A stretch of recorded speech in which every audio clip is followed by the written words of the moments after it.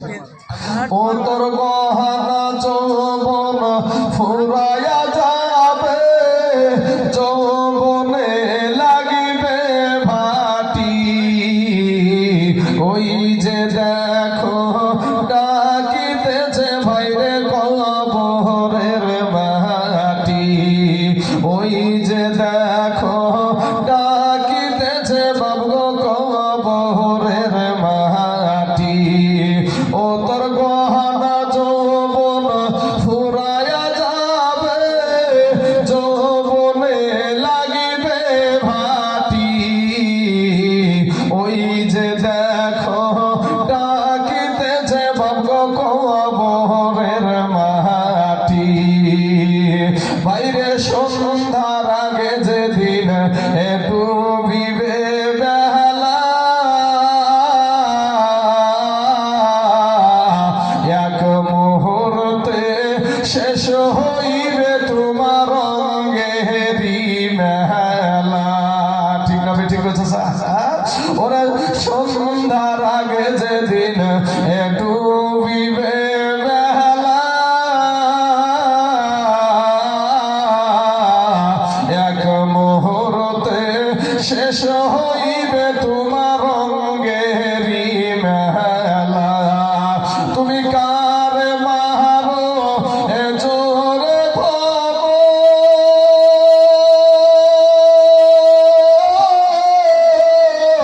কার মাথায় ভাগিবা লাঠি ভাই গো, কার মারো জোরে ভাবো, কার মাথায় ভাগিবা লাঠি। ওই যে দেখো ডাকিতেছে ভাই গো কবরের মাটি। ওই যে দেখো ডাকিতেছে বাবগো কবরের মাটি। বাইরে ঘুইরা মর তুমি এই মায়ারি পিছে, এত আশা ভালোবাসা সবই যে মিছে। কোনদিন জানি আইসা পরে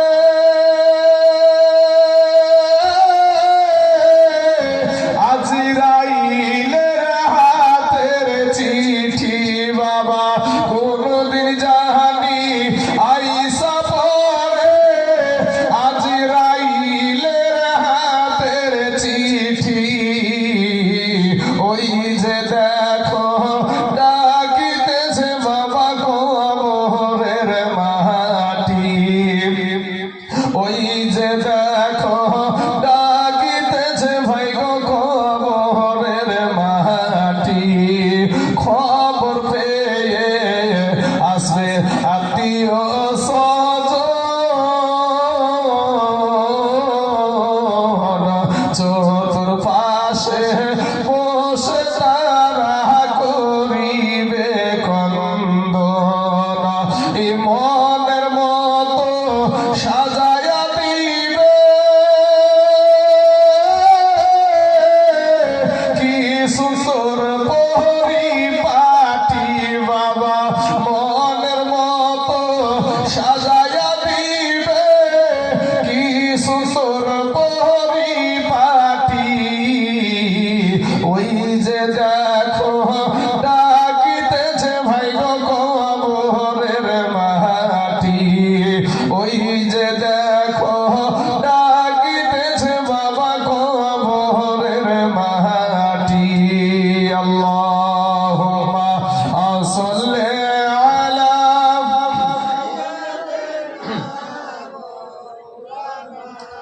মুহাম্মাদ ওয়া আলা আলি মাওলানা মুহাম্মদ সাল্লাল্লাহু আলাইহি ওয়াসাল্লাম। বাবাজি, আমার ভাই জানেরা, আমার উদ্দেশ্য হলো, আমার বলার বক্তব্যের ধরন হলো যে আপনি আপনার কবরকে আলোকিত করেন, আপনি আপনার নবীকে খুশি করেন, আপনার আল্লাহকে খুশি করেন, আমাকে নয়, সভাপতি সাহেবকে নয়। আমরা দুনিয়াতে হয়তো একটু বাবাজি আমাদের কোন রকমের মহাব্বতের মানুষ, সেই মানুষটার জন্য আমরা নিজে বাবা অনেক রকমের ত্যাগ স্বীকার করি, কিন্তু আল্লাহ যে আপনাকে আশরাফুল মাখলুকাত করে সৃষ্টি করেছে, সেই আল্লাহকে খুশি করার জন্য কি ত্যাগ স্বীকার করলেন এটার দিকে নজর রাখেন। আমরা যারা মাস্তানি করি, আমাদের চাইতে বড় মস্তান ছিল ভাই ফেরাউন, নাম শুনেছেন? আমাদের চাইতে নিজেকে বলতো আনা রব্বুকুমুল আলা, আমি সব চাইতে বড় আল্লাহ। জোরে বলেন নাউজুবিল্লাহ। আমার আল্লাহ পানিতে চুবাইয়া মেরেছে বাবা। নমরুদ বলেছিল আল্লাহর সাথে যুদ্ধ করব, আমার আল্লাহ পাক রব্বুল আলামিন জুতা পিটা করে দুনিয়া থেকে বিদায় করেছে। ডব্লিউ বুশ এত বড় মস্তান আমেরিকার প্রেসিডেন্ট, সাংবাদিকের জুতা খেয়ে পড়েছে। সম্মানিত আমার বাবাজি ভাই, যারাই জালেম হয়ে দুনিয়াতে এসেছে, যারাই মানুষের উপরে জুলুম করেছে, তাদেরকে আল্লাহ বেইজ্জতি না করে তাকে দুনিয়া থেকে বিদায় করে নাই। আজ মুসলমানদের প্রতি যে এত অত্যাচার, আজ ভারতবর্ষের জমিনে মুসলমানদেরকে নিয়ে যেভাবে খেলায় মেতে উঠেছে বিজেপি, এই ভারতবর্ষের জমিনে কোনো সময় আমাদেরকে এসআইআর ভয় দেখায়, কোনো সময় আমাদেরকে সিএএ ভয় দেখায়, কোনো সময় আমাদেরকে এনআরসির ভয় দেখায়, কোনো সময় আমাদের মসজিদের জমিতে হামলা, কোনো সময় আমাদের মাদ্রাসার জমিতে হামলা, কোনো সময় আমাদের গরুস্থানের জমিতে হামলা, কোনো সময় আমাদের ঈদগাহের জমিতে হামলা, কোনো সময় আমাদের কোরআনের ওপরে হামলা। কথা বলেন ঠিক না? ঠিক হচ্ছে স্যার? অথচ ওই নেতাদের পিছনে আমরা দৌড়াই, ওই নেতাদের পিছনে আমরা দৌড়াই কিছু বাবাজি অল্প সংখ্যার কিছু জিনিস পাওয়ার জন্য, অল্প কিছু টাকা পাওয়ার জন্য বাবাজি তাদের দালালি করি, আমরা তাদের আমরা দালালি করি। সম্মানিত বাবাজি আমার ভাই, যে কোরআনের পক্ষে থাকবে তার পক্ষে আপনি থাকেন, যে নবীর পক্ষে থাকবে তার পক্ষে আপনি থাকেন, যে বাবাজি আল্লাহর পর দিন ইসলামের পক্ষে থাকবে তার পক্ষে আপনি থাকেন। এহ জগৎটা আপনার সম্মানিত হবে, পর জগৎটাও আপনার সম্মানিত হবে। বাবা রে, আজকে কোটি মুসলমানের বাচ্চা, মুসলমানের ছেলে, তার মা মুসলমান, ভাই মুসলমান, আলেম হয়ে গেছে, মৌলবি, বড় মৌলবি, তো তারপরেও যদি নেতা হয়ে গেছে, বুঝতে পারলেন না? নেতা যদি হয়ে গেছে তো মুসলমানদের ওয়াকাফ সম্পত্তিতে আক্রমণ করে তো মুখে তালা লেগে গেছে, কোনো কথা বের হয় না, মুসলমানদের জন্য তাদের কথা বের হয় না। আমি বলবো বাবা, 3000 টাকা ইমাম ভাতা পেয়ে দালালি করার আমার দরকার নাই, কারণ রুজির মালিককে গো, আপনারা কাকে বলে রুজির মালিককে? রুজির মালিক যদি আল্লাহ হয়, তাহলে 3000 টাকা ভাতা খেয়ে কারো দালালি করার দরকার আছে? আপনারা আমরা যখন মায়ের পেটে ছিলাম, তো মায়ের পেটে থাকা অবস্থায় পৃথিবীর কোন ডক্টর, কোন সার্জেন, কোন ইঞ্জিনিয়ার, কোন প্রধানমন্ত্রী, মুখ্যমন্ত্রী কেউ কি ভেবেছিল যে বাচ্চাটা মায়ের পেটে কি খেয়ে বেঁচে থাকবে? কেউ ভেবেছিল এটা ভাই? কেউ ভাবে নাই। আমার আল্লাহ পাক রব্বুল আলামিন, আমার মা, আপনার মা, আপনার বিটি, আমার বিটি, প্রত্যেকটা মাসে মাসে একটা অসুখ হয়, হয় না চাচা? যখন বাচ্চা পেটে আসে অটোমেটিক ওই অসুখটা ভালো হয়ে যায়। তো অসুখটা যখন ভালো হয়ে যায়, কি ব্যাপার? কোন ডাক্তারের প্রয়োজন হলো না, কোন সার্জনের প্রয়োজন হলো না। আমার আল্লাহ বলে, বান্দা রে, ওরে বান্দা, আমি তোর আল্লাহ দুনিয়ার জমিনে আমি তোকে পাঠাবো, তুই মা জননীর গর্ভে যদি থাকিস, তোর খাবারের প্রয়োজন আছে রে বান্দা। ওরে বান্দা, আমি তোর আল্লাহ তোর মায়ের পেটে তোর জন্য খাবার আমি রেডি করে রেখেছি। জোরে বলেন সুবহানাল্লাহ। এই যে অসুখটা, এই অসুখটা বিয়ে হওয়ার পরেই শুরু হয় না বিয়ে হওয়ার আগেই শুরু হয় গো চাচা? আগেই শুরু হয়ে যায়। আমার আল্লাহ পাক যখনই বাচ্চা পেটে আসে, আমার আল্লাহর ফারিস্তা দ্বারা বাচ্চার নাভির সাথে আর মায়ের নাড়ির সাথে সেট করে দিয়ে ওই রক্তটা বাচ্চার শরীরে পুশ করে বাচ্চা মায়ের গর্ভে জীবিত থাকে। জোরে বলেন সুবহানাল্লাহ। না ভাই, খাদ্য সুরক্ষা কার্ড মার দিয়েছিল নাকি মায়ের পেটে? খাদ্য সরকার কাটমাট কিছু দেয় নাই বাবাজি। আমার আল্লাহ বলে, বান্দা রে, আমি তোর আল্লাহ ওই মা জননীর পেটের ভিতরে ভিতরে কি খাবি এটা দুনিয়ার কেউ ভাবে নাই, আমি আল্লাহ সেটা ভেবে রেখেছি। ওরে বান্দা, তুই যখন দুনিয়ার জমিনে প্রসব হয়ে যাবি, মা জননীর পেট থেকে যখন তুই ভূমিষ্ঠ হয়ে যাবি, বান্দারে তুই তখন মোটা খাবার তুই খেতে পারবি না, তোর গলা দিয়া ভিতরে প্রবেশ করবে না, গলাতে আটকিয়ে তোর দমটা বন্ধ হয়ে যাবে, নিঃশ্বাস ছাড়া বন্ধ হয়ে যাবে, তুই মারা যাবি। ওরে বান্দা, আমি তোর আল্লাহ, আমি মায়া করে বান্দারে তোর মা জননীর বুকের ওপরে দুইটা ফিরিজ আমি বসায়া দিয়েছি। জোরে বলেন সুবহানাল্লাহ। ওই স্তনের দুধ পান করবি, তোর ঠান্ডা লাগবে না, তোর বুকে সেলেসা বসবে না, তোর বুকে কফ বসবে না, তোর কাশি হবে না, জ্বর হবে না। এ মুসলমান যুবক, আমার আব্বা জানেরা, ভাই জানেরা, ফিরে আসেন, তওবা করে আমার আল্লাহর কাছে ক্ষমা চান, আমার আল্লাহ আপনার জীবনের সব গুনাহ মাফ করে দিবে। জোরে বলেন সুবহানাল্লাহ। এ মুসলমান, আজকে বাবারে আমরা আল্লাহকে ডাকতে চাই না, আজকে আমরা আল্লাহকে খুশি করতে রাজি না, নিজে ভাবছি যে আমরা নিজেই সব। কিন্তু বাবারে, আমার আল্লাহ যদি দুনিয়ার জমিনে আপনাকে অন্ধ করে দুনিয়ার জমিনে পাঠায়া দিত, পৃথিবীর জমিনে এমন কোন ডক্টর ছিল না, এমন কোন সার্জন ছিল না আপনার চোখের দৃষ্টি ফিরাইয়া দিতে পারে। এ মুসলমান বাবা, আপনাকে যদি দুনিয়ার জমিনে আমার আল্লাহ যদি বুবা করে দুনিয়ার জমিনে পাঠায়া দিত, পৃথিবীর জমিনে এমন কোন ডক্টর ছিল না, এমন কোন সার্জন ছিল না যে আপনার জবান দিয়ে আবার কথা বের করতে পারে। আমার আল্লাহ বলে, বান্দারে তোকে আমি দুইখানা হাত দিয়েছি, সুন্দর হাত, তোর দুইখানা সুন্দর পা দিয়েছি, আমি যদি তোকে ন্যাংড়া করে দোলা করে যদি আমি দুনিয়া পাঠিয়ে দিতাম, পৃথিবীর জমিনে কোন ডাক্তার তোর পা দিতে পারতো না। ওরে বান্দা, আমি আল্লাহ যদি তোর একটা পায়ে যদি আমি হাঁটু না দিতাম, এই জায়গার যদি আমি হাঁটুটা না দিতাম, তাহলে তুই ঠিকভাবে বসে আরাম করে বসতে পারতি না। আমি আল্লাহ তোকে এত সুন্দর করে বানায় আছি, হাতের দ্বারাই তোর অসুবিধা হয় না, পায়ের দ্বারাই তোর অসুবিধা হয় না। ওরে বান্দা, আজ দুনিয়াকে খুশি করার জন্য মেতে উঠেছিস রে বান্দা, গুনাহ নিয়ে কবরে আসিস না রে বান্দা, ওই কঠিন কবরের আযাব সহ্য করতে পারবি না। এ বাবার আমার সোনা মানিকের, কবরের আযাব এত কঠিন, একটা সেকেন্ডের আযাব সহ্য করা যাবে না রে বাবা।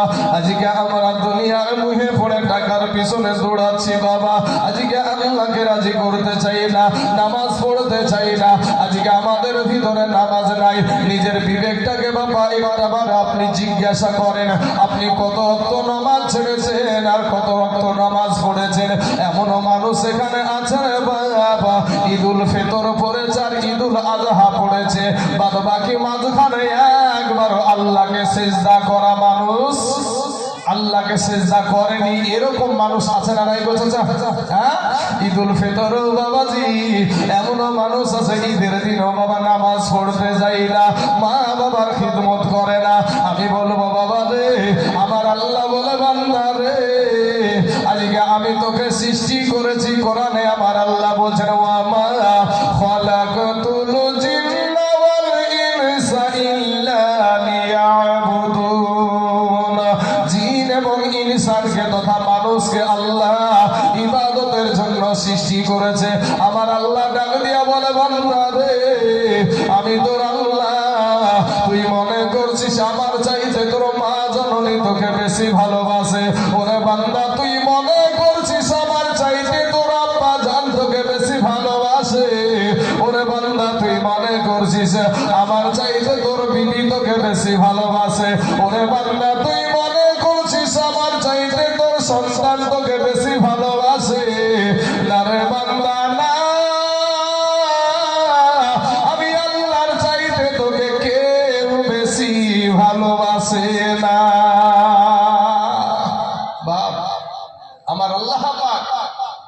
আমাকে সৃষ্টি করতে গিয়ে আপনি যে আমি যে আশরাফুল মাখলুকাত এর জন্য 4টি কসম কেটেছে।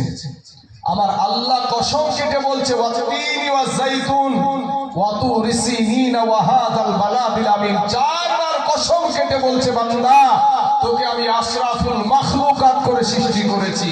সেই আশরাফুল মাখলুকাত মানুষ, ফারিস্তারা বাবা আল্লাহর একটা হুকুমের বাইরে চলে না, একটা হুকুমের বাইরে চলে না। মানুষ, এই মানুষ আল্লাহর সেই নিয়ামত গুলার কথা ভুলে গিয়ে দুনিয়াকে আপন করেছে। আজ আপনার সন্তান, আপনি পৃথিবীর জমিনে কোন নেতা কি বললো সেটার উপরে বিশ্বাস করেন, কিন্তু একটা আলেমের কথা বিশ্বাস করতে পারেন না। একটা আলেমকে বিশ্বাস হয় না আপনার বাবা রে। সাংবাদিক কে বললো সেটার উপরে বিশ্বাস করেন, যার ভিতরে 100-র ভিতরে এখন 99টা গদি মিডিয়া আছে না বাবা, গদি মিডিয়া। আরে বাবা রে, আর বাংলা টিভি, সুবহানাল্লাহ, এমন ভাবে বাবাজি মিথ্যাচার করে। তো বাবা এইগুলাকে নিয়ে মানুষ মাতোয়ারা। কিন্তু আজকে দুনিয়াতে একটু বাঁচার জন্য এসআইআর এর ফর্ম পূরণ করেনি এরকম মানুষ এখন আছে এখানে? সবাই কিন্তু এসআইআর ফর্ম পূরণ করেছে। কেন? যে আমরা ভারতের জমিনে সুখে শান্তিতে বসবাস করব, আমাদের নাগরিকত্ব যেন ঠিক থাকে এর জন্য। কিন্তু বাবা চিরজীবন তো আপনাকে এই ভারতবর্ষের জমিনে থাকতে পারবেন না। আপনাকে তো একদিন মরতেই হবে, আমাকেও একদিন মরতে হবে, আমাকেও মরতে হবে, আপনাকেও মরতে হবে। এসআইআর ফর্ম পূরণ করলেন ঠিক আছে, কিন্তু পাশাপাশি যে আল্লাহ আপনাকে ভারতের জমিনে পাঠালো সেই আল্লাহকে খুশি করতে গিয়েছেন। রাস্তায় আপনি লাইন দিচ্ছেন, রৌদ্রের তাপে পুড়ে লাইন দিয়ে নিজেকে ভালো থাকার জন্য হসপিটাল দৌড়াচ্ছেন। যে আল্লাহ আপনাকে বিনা অসুখে মায়ের গর্ভে থেকে পাঠালো, সেই সবচাইতে বিপদে পড়ার পরে সবচাইতে যার কাছে সহযোগিতা চাওয়ার দরকার, তার কাছে আমরা সহযোগিতা চাই না। আমরা দুনিয়ার কাছে সহযোগিতা, দুনিয়ার কাছে যতই আমরা পালাই না কেন বাবা, আজরাইল আপনাকে ধরবি যেখানে আপনি লুকান না কেন। আল্লাহ কোরআনে বলছেন কুল্লু নাফসিন জায়গাতুল মাউত, যার জীবন আছে তাকে মৌতের স্বাদ একদিন চাকতেই হবে। আপনি যতই বাহাদুরি করেন না কেন, যতই মাস্তানি করেন না কেন বাবা, যতই আপনার টাকা পয়সা থাকুক না কেন, আপনার যতই টাকা হয়ে যাবে না কেন, সাজ্জাদ বাদশার চাইতে টাকা বেশি আছে চাচা আমাদের। নিজে জান্নাত তৈরি করেছিল হুজুর, নিজে জান্নাত তৈরি করেছিল। আমার আল্লাহ বলে তোর জান্নাত তোকেই দেখতে দেব না, তোর জান্নাত তোকেই দেখতে দেব না। জান্নাতের গেটে পা দিয়েছে, আজরাইলকে বলছে আজরাইল ধর ওকে। তো বলে আল্লাহ গো এত কষ্ট করে বানালো, একটু দেখার সুযোগ করে দেন। বলে আজরাইল আমাকে টেক্কা দিয়েছে, মাসরানি দেখাচ্ছে আমার সঙ্গে, ওকে ধর। শেষ, ওখান থেকেই শেষ। তাই ভাই বলবো টাকা হয়ে গেলে মানুষ গৌরব করিয়েন না, আল্লাহর শুকরিয়া আদায় করিয়েন, আল্লাহ আরো বরকত দিয়ে দিবে। জোরে বলেন সুবহানাল্লাহ। কবি বলছেন কোটি টাকার মালিক দেখো, কোটি টাকার মালিক দেখো, এ অভাব হয় না দূর, আর গরিব ঘুমায় আরাম করে মনটা বাহাদুর। আপনারা বলবেন কি বুঝছে রে বক্তা, যার টাকা আছে তার আবার কিসের চিন্তা? ও তো সুখী আছে, টাকাতে শুয়ে আছে, আর আমার টেনশন আছে নাকি? ভাই যার যত টাকা আছে তার তত দুশ্মনও আছে। যার যত টাকা তার তত জ্বালা। বাবা একটা এক্সাম্পল আপনাদেরকে মাঝখানে দিই, আপনি বেশি দূরে যাওয়ার দরকার নাই, বহরমপুরে যান। যার স্বামীও চাকরিজীবী, বিবিও চাকরিজীবী, স্বামীও চাকরিজীবী, বিবিও চাকরিজীবী, এই কোটি টাকার মালিকের বাবা এর কপালে ওর বোর হাতে রান্না করা খাবার জুটে না, ওর বিবির হাতে রান্না করা খাবার জুটে না। কে রান্ধে? বাড়িতে চাকরানি থাকে, বাড়িতে চাকরানি থাকে, ওই চাকরানি রান্না করা খাবার ওর কপালে জুটে। আর আপনারা খাই এসেছেন আপনার বিবির হাতে রান্না করা খাবার। আমিও আমার বিবির হাতে রান্না করা খাবার খেয়েছি, আমার বিবি কষ্ট করে আমাকে রান্না করে দিয়েছে, সেই খাবার আমরা খেয়েছি, ঠিক না ভাই? কিন্তু এত টাকার মালিক আর বিবির হাতের খাবার ওর কপালে জুটে না বাবা। আবার যখন বৈকাল বেলা হইলো বাবার, সকাল বৈকাল বেলা তো সবাই বেড়াতে বেড়াই, বাজারে শহরে মানুষ কিন্তু ঘুরতে বেড়ায়, পার্কে যায়। তো পার্কে যেয়ে বাবাজি, স্কোয়ার ফিল্ডে যেয়ে বাবাজি, কোথায় আপনার ছেলে মেয়ে, আপনার এক একটা ছেলের সাথে এক একটা মেয়ে এইভাবে ঘুরতে থাকে। বিবি কার সাথে ঘুরে, বেটা কার সাথে ঘুরে, পিটি কার সাথে ঘুরে, কোনো খবর নাই। কিন্তু বাবা সন্ধ্যা 7টার সময় মঘা কোটি টাকার মালিক বাড়িতে প্রবেশ করে দেখছে বাড়িতে বাবা বিবি নাই, বিটিও নাই, বেটাও নাই। আর বিবিকে যদি বেশি বাবা মেজাজ দেখায় তাহলে তো বুঝতে পারছেন, তোর টাকার ইনকাম খাইনি আমি, তোর কাজের ইনকামের টাকা আমি খাইনি, আমার টাকা আমি খাই। আর আমাদের বিবি এ কথা বলতে পারবে না। তখন বেশি কিছু বললেই বাবাজি ওকে আঙ্গুল দেখায় চলে যাবে। এই বাবাজি বাড়িতে গিয়ে সন্ধ্যা 7টার সময় ওই চাকরানির হাতে দুটো খাবার খেয়ে মাউড়ের মতন, এতিমের মতন শুয়ে পড়ল।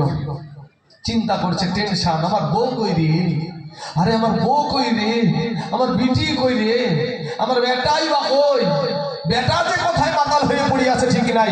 কিন্তু আপনি গরিব মানুষ, খেটে খাওয়া মানুষ, আপনি দিনে 300 টাকা ইনকাম করেছেন ভাই, শরীর থেকে আপনার ঘাম বেরিয়ে গেছে, শরীরটা ক্লান্ত হয়ে গেছে।